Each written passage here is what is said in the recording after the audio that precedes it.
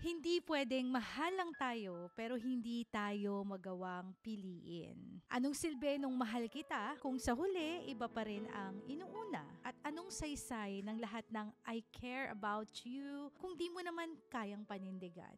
Love without choice is not enough.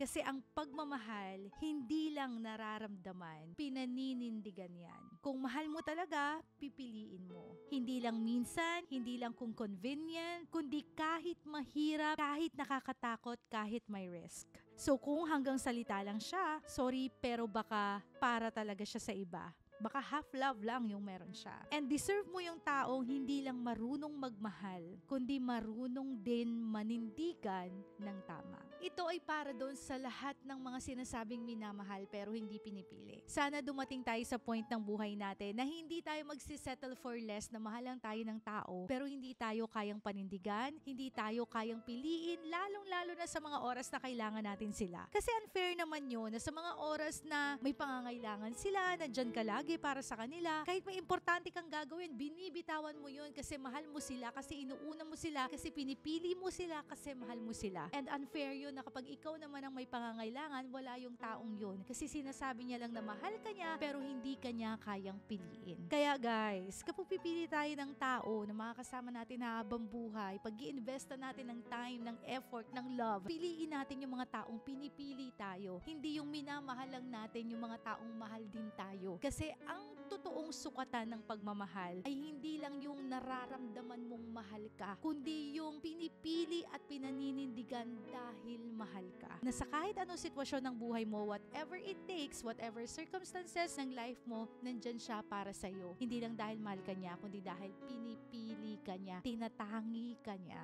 So people can say anything they want to say. They can tell anything they want to say to you para ma-comfort ka, para mapanatag ka. Pero tandaan mo, makakampante ka lang na talagang mahal ka ng tao kapag napaninindigan ka at pinipili ka sa harap ng ibang tao. Yung hindi ka tinatago, yung hindi ka pangalawa, pangatlo, kundi ikaw talaga kasi mahal ka niya at pinipili ka niya.